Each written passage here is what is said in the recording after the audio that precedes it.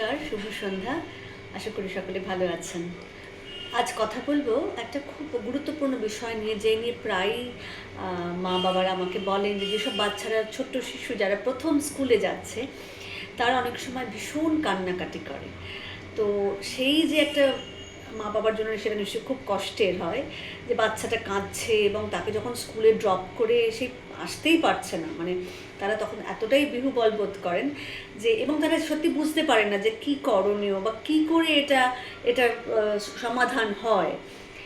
সব থেকে বড় কথা, ইট ইজ ওকে টু ক্রাই। সব বাচ্চারই, বেশিরভাগ আমি অন্তত বলবো, অনেকেই এরকম কান্নাকাটি করে। কারণ প্রথম স্কুলে যাচ্ছে মানে কি, তার কাছে তো স্কুলের মাহাত্ম্যটা সে তখনও জানে না বা বুঝতে পারে না। সে বাড়ির যে নিরাপদ একটা পরিবেশ, এটা আদর আনন্দের পরিবেশ, সেখান থেকে নতুন, সম্পূর্ণ নতুন জায়গায় যাচ্ছে, যেখানে সে কাউকে চেনে না, তার টিচাররা নতুন, তার ওই আর কি যেসব অন্যান্য বাচ্চা তারা সবাই তার কাছে নতুন, সে তখনও তাদেরকে ঠিক বন্ধু হিসেবে ভাবতে পারেনি। তো এই যে ফিয়ার অফ আননোন, অজানা যা, তার যে একটা ভয়, যা কিছু আমি কোনোদিন ফেস করিনি, মানে সে একটা কমফর্ট জোন থেকে একটা আনকমফোর্টেবল জোনে যাচ্ছে। এইটাতে কিন্তু তার একটা স্বাভাবিকভাবে মনে একটা ভয়, অ্যাংজাইটি যাকে আমরা বলি, এটা এক ধরনের অ্যাংজাইটি কাজ করছে, এবং ভয়, এটাতে তার বাচ্চার এক্সপ্রেশন হচ্ছে কান্না। তো যেটা খুব ইম্পর্টেন্ট, যে প্রথমে বুঝতে পারছি এটা খুব একটা অ্যাবনর্মাল কিছু নয়। বেশিরভাগ বাচ্চাই কাঁদে, অনেকেই কাঁদে, এবং it is okay to cry. কাঁদলো মানেই আকাশ ভেঙে পড়লো, আপনাকে কিছু একটা করতে হবে, এমন নয়। তো প্রথমে হচ্ছে আপনারা শান্ত হন, আপনারা অত প্যানিক করবেন না, বা আপনারা খুব বিহ্বল হয়ে যাবেন না। এটা নাম্বার ওয়ান। নাম্বার টু, তাকে বকাবকি করবেন না, এই কাঁদছো কেন, এই যাচ্ছিস না কেন, মেরে শেষ করে দেবো, এরকম টাইপের কোনো কথা দয়া করে বলবেন না। এগুলো কোনো ক্ষেত্রেই, যখন বাচ্চার কোনো কারণে মেলডাউন হয়, সেখানে আপনার কাম থাকাটা ভীষণ ইম্পর্টেন্ট। সেখানে আপনি একেবারেই অস্থির হয়ে কোনো এমন কথা বলবেন না বা এমন কাজ করবেন না যাতে বাচ্চা আরও বেশি ব্যথিত হয় বা আরও বেশি ভয় পেয়ে যায়, ঠিক আছে? এবার হচ্ছে, আপনি মনে রাখবেন যে অনেকে মিলে দিতে যাচ্ছেন, খুব একেবারে উৎসবের মতো এটা করবেন না। একজন প্রথম দিন হয়তো মনে হতে পারে বাবা মা দুজনেই যেতে ইচ্ছে করতে পারে, কিন্তু আমার মনে হয় দু তিনটা জিনিস খুব কাজ করে। এক হচ্ছে যে আগে থেকে তাকে প্রস্তুত করানো, প্রস্তুতি যে কোনো ব্যাপারে মনটা তার প্রিপেয়ার করাবেন। শোনো, তোমাকে কিন্তু ওই দিন থেকে স্কুলে যেতে হবে, স্কুল একটা খুব সুন্দর জায়গা, যেখানে অনেক বন্ধু থাকবে, তুমি তাদের সাথে পড়বে, পড়াশুনো শিখলে তবেই খুব বড় হওয়া যায়, বড় হলে অনেক কিছু করা যায় নিজের মতো করে। এই একটা ওদের মতো করে আপনাকে একটু বোঝাতে হবে। আন্টিরা খুব ভালো বা ম্যামরা খুব ভালো, তারা তোমায় ভালোবাসবেন, তারাও তোমাকে দেখবেন, তোমার খুব ভালো সময় কাটবে, ওখানে খেলতেও পারবে। এইরকম একটা আলাদা করে তাকে বললে একটা প্রস্তুতির মতো মানসিকভাবে এক হচ্ছে তাকে দেওয়া উচিত। এটা এক। দ্বিতীয়, যখন যাবেন তখন অনেকে মিলে না গিয়ে একজন বা ওরকম দুজন তাকে নিয়ে যান, এবং খুব যাকে বলে ম্যাটার অফ ফ্যাক্ট করে বলুন, শোনো এখন আমাদের স্কুলে যেতে হবে। যদি সে কাঁদেও তাকে বলবেন কোনো ব্যাপার না, ঠিক আছে চলো, কিছু হয়নি, আমি তো তোমার সাথেই যাচ্ছি, আমি ওখানেই বাইরে দাঁড়িয়ে থাকবো, এবং তুমি অসুবিধা হলেই আমি থাকবো বাইরে, I will be there for you. এই আশ্বাস বোধটা যেন তাকে দেওয়া হয়, তাহলে সে অতটা, তার অ্যাংজাইটি খানিকটা হলেও কমবে, কিন্তু এটা মনে রাখতে হবে। আর যখন আপনি নামাচ্ছেন, যে যাচ্ছেন, মানে ড্রপ করছেন, ড্রপ করে ওই গুড বাই, ঠিক আছে টাটা এসো বলে, এই গুড বাইটা খুব শর্ট অ্যান্ড ক্রিস্প রাখবেন। সে আপনার হাত ধরে টানছে, আপনি চোখের জল মুছছেন, সেও যেতে চাইছে না, এই পরিস্থিতিটা হতে দেবেন না। মানে এই গুড বাইয়ের মোমেন্টটাকে খুব ছোট করে দেবেন, সংক্ষিপ্ত রাখুন। এটাকে যত আপনি প্রলং করবেন তত কিন্তু বাচ্চার কান্না বাড়বে, কমবে না। সুতরাং আপনাকে, you should make this goodbye moment very short and precise.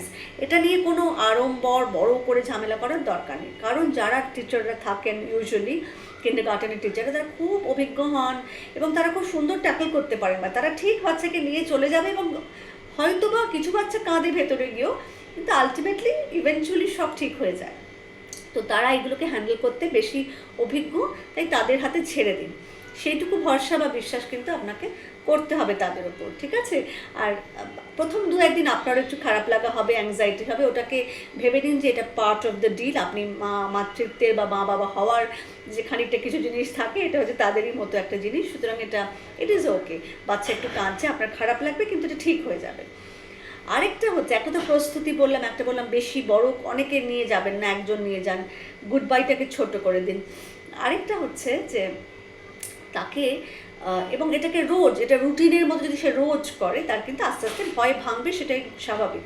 আমরা যা কিছুকে ভয় পাই, আমরা কি বলি, ভয় ভাঙানোর জন্য সেটাকে রোজ করতে হবে, মানে সেই জিনিসটাকেই করতে হবে। এটাকে বলে এক্সপোজার, এবং সেটা এক্সপোজ করে করে ডিসেন্সিটাইজেশন করা, যে হ্যাঁ তোমাকে যেতেই হবে, দেখো এটা নন নেগোশিয়েবল, মানে তুমি কাঁদছো বলে স্কুল যাবে না, এটা কোনো সমাধান নয়, this is not a solution, school যেতে হবে। আমিও গেছিলাম জানো তো, এবং দরকার হলে যদি বাচ্চার একটু আন্ডারস্ট্যান্ডিং বা বোধটা ভালো থাকে, তাকে বলতে পারতেন, জানো আমিও তো স্কুলে যেতাম, আমারও একটু একটু ভয় লাগতো, আমিও একটু একটু কাঁদতাম, কিন্তু তারপর দেখলাম কি আনন্দ, কি ভালো।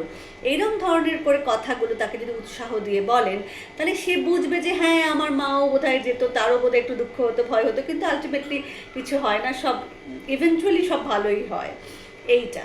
এবং এটাও ঠিক যে স্কুলের পরিবেশটা কিরম, সেটাও নিশ্চয়ই তাকে খানিকটা হেল্প করবে। যদি স্কুলের পরিবেশে দেখেন যে বেশ ভালো, অনেক বন্ধুর সাথে সে মিশে গেছে, বা টিচাররা খুব ওয়েলকামিং, তাহলে আস্তে আস্তে এটা অচিরেই ঠিক হয়ে যায়।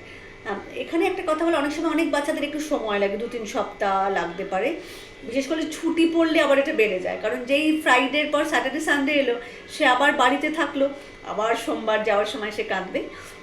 তো ইট ইজ ওকে, সোমবার ইউজুয়ালি বেশি কাঁদে, মঙ্গলবার একটু কম করে করে দেখা যায় by the end of the week হয়তো অনেকটাই কম কাঁদলো।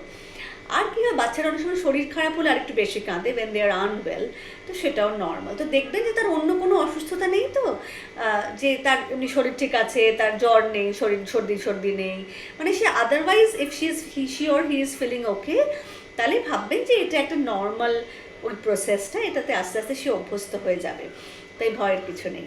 আর আরেকটা জিনিস হচ্ছে যে কখনো কখনো আমরা অনেক সময় বলি যে ছোট কিছু একটা তার প্রিয় জিনিস, যেটা সে বাড়িতে হয়তো তার প্রিয় কোনো পুতুল থাকতে পারে, ছোট্ট, যেটা খুব বড় নয়, যেটা স্কুলে নিয়ে যাওয়া ক্ষেত্রে কোনো অসুবিধা হবে না, এমন কোনো জিনিস, ছোট্ট টেডি, ছোট্ট কোনো একটা হাতে ধরার কোনো, যাকে বলে তার কোনো একটা কমফোর্টের জিনিস, সে যদি চায় সে নিয়ে যেতে পারে, সেটা স্কুলের অফকোর্স পারমিশন নিয়ে, যে সেটা অনেক সময় তাকে সেটা না একটা সেন্স অফ কাম দেয়, সেন্স অফ একটা সিকিউরিটি দেয়, যে আমি ঘর থেকে এটা নিয়ে এসেছি, বাড়ি থেকে আমি এটা নিয়ে এসেছি, সেটাও অনেক সময় করা যেতে পারে, তাতে অনেক সময় মনে জোর পাওয়া যায় একটু।